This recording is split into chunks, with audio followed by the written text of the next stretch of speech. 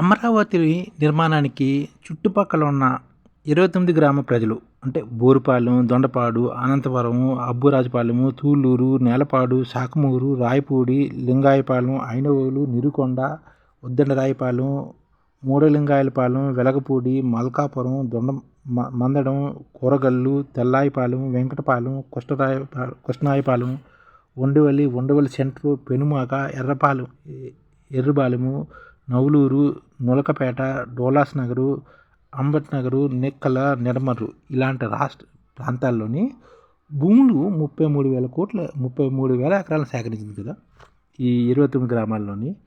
ఈ రైతులు ఎంతో ఉదారంగా ఇచ్చారు. అంటే వాళ్ళకు కూడాను అక్కడ ఉన్న ప్రస్తుతం ల్యాండ్ 10 లక్షలే ఉండేది. కానీ అమరావతి రావడం వల్ల వాళ్ళకి ల్యాండ్ విలువ పెరిగిపోయి వాళ్ళకి వచ్చే 25% ల్యాండ్ విలువలు చూసుకున్నా సరే దాదాపుగా వాళ్ళు చదరపు అడుగు 30,000 వేసుకున్నా సరే దాదాపుగా 2-3 కోట్ల రూపాయలు విలువైంది. అంటే వాళ్ళు కూడా త్యాగం చేశారు. త్యాగం తగ్గ ప్రతిఫలం కూడా వస్తుంది. వాళ్ళ గురించి నేనేం పెద్దగా మాట్లాడట్లేదు. ఎందుకంటే వాళ్ళ త్యాగాలు కూడా ఉపయోగపడ్డాయి. రాష్ట్రానికి అభివృద్ధికి వాళ్ళకు కూడా కృషి చేశారు. 5 సంవత్సరాలు కష్టాలు పడ్డారు. కానీ ఇప్పుడు పునర్వైభవం వస్తుంది. అలాగే వైకుంఠపురంలో రిజర్వాయర్ ఒకటి నిర్మించి మనం కానీ చేయగలిగితే నెక్స్ట్ ఈ 5 సంవత్సరాల చంద్రబాబు గారు తెచ్చిన 17,000 కోట్లకి వడ్డీ కిందే మేము 423 కోట్ల రూపాయలు ప్రతి సంవత్సరం కట్టామని వైసీపీ సోషల్ మీడియా చెప్తుంది. అలాగే 2024 నుంచి 1,200 కోట్ల వరకు ఈ వడ్డీల రూపాయలని పాత అప్పులకి వడ్డీలే కట్టవలసి వస్తుందని, రైతులకి ఇచ్చిన కౌలు కింద ఇచ్చిన 1000 కోట్లు పక్కన మళ్ళీ అలాగే ప్రతి సంవత్సరం కౌలు చెల్లించవలసి ఉందని, అలాగే ప్రస్తుతం 2016 సెప్టెంబర్లో హట్కో నుంచి తెచ్చిన 7,500 కోట్లు, 33,000 ఎకరాలు తాకట్టు పెట్టి తెచ్చిన 4,900 కోట్లు, ఏపీ సిఆర్డి పేరు మీద ఒక 2,000 కోట్ల అప్పు, కేంద్రం ఇచ్చిన రాజధాని కోసం ఇచ్చిన 2,500 కోట్లు, ఇవన్నీ కలుపుకుని 17,000 కోట్లు. వీటితోటి భవనాలు కట్టారని, ఆ భవనాలు కూడాను సగమే అంటే 14 కిలోమీటర్ల ఒక రోడ్డే కనబడుతుందని, ఆ భవనాలు కూడా అసంపూర్తిగా కనబడుతున్నాయని, దీనికన్నా మేము అది అవినీతి జరిగిందని అది రకరకాలుగా అన్నా సరే మనం కేంద్ర ప్రభుత్వం రాష్ట్ర ప్రభుత్వాలని తిట్టుకుంటూ వాళ్ళని తిట్టుకుంటూ వీళ్ళని తిట్టుకుంటూ ఆ ప్రభుత్వాన్ని ఈ ప్రభుత్వాన్ని అనుకోకుండా మనం రాజధానిని అభివృద్ధి చేయాలి.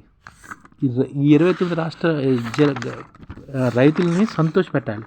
అలాగే వాళ్ళ యొక్క వాల్యూ వాళ్ళు ఇచ్చిన ల్యాండ్కి వాల్యూ ఇవ్వడం వల్ల వాళ్ళు కూడా ఆర్థిక స్థిరపడతారు. ఆ ల్యాండ్లోని రకరకాల కమర్షియల్ యాక్టివిటీస్ వస్తాయి. అలాగే కేంద్ర రాష్ట్ర ప్రభుత్వాలకి 4 సిటీలు అన్నాం కదా, అంటే ఎడ్యుకేషన్ సిటీ అని, జ్యుడిషియల్ సిటీ అని, నెక్స్ట్ ఏమో అడ్మినిస్ట్రేషన్ సిటీ అని, నెక్స్ట్ ఏమో ఫైనాన్షియల్ సిటీ అని, హెల్త్ సిటీ అని, టూరిజం సిటీ అని, స్పోర్ట్స్ సిటీ అని మన 9 సిటీలను పెట్టుకునగా కేంద్ర రాష్ట్ర ప్రభుత్వ సంస్థలను ఆహ్వానించడం, వారికి స్థలాలు ఇవ్వడం, దాని ద్వారా అభివృద్ధి చేస్తూ ప్రస్తుతం ఉన్న 30 లక్షల జనాభాతోటి సీడీ క్యాపిటల్లో ప్రస్తుతం పరిధి 30 లక్షల జనాభా ఉంది సీడీ క్యాపిటల్ పరిధిలో.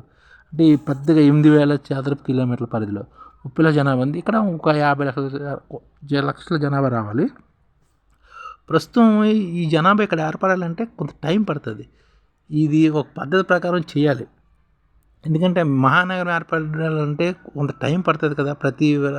అలాగే ఐడిఎఫ్ ఏర్పాటు చేసామనుకోండి, ఇండియన్ డెవలప్మెంట్ ఫోర్సు త్వరితగతిన అభివృద్ధి చెందడానికి ఆస్కారం ఉంది. ఎందుకంటే వాళ్ళు కొన్ని స్కీమ్స్ ఉన్నాయన్నమాట. ఆ స్కీమ్స్ ద్వారా ఇక్కడ అది ఏ విధంగా ఏర్పడుతుంది ఎన్ని అనేది మన భవిష్యత్తు చర్చిద్దారు. అంటే స్కీమ్స్ ఎలా ఉంటాయంటే మీకు అంటే నెక్స్ట్ వీడియోలో నేను చెప్తుంటాను. ప్రస్తుతం అంటే ఐడిఎఫ్ ఏర్పడడం వల్ల ఈ చుట్టుపక్కల అంటే హైదరాబాదు, వైజాగ్, చెన్నై, బెంగళూరు ఈ మధ్యలోనే ఒక మహానగరాన్ని మనం సృష్టించవచ్చు.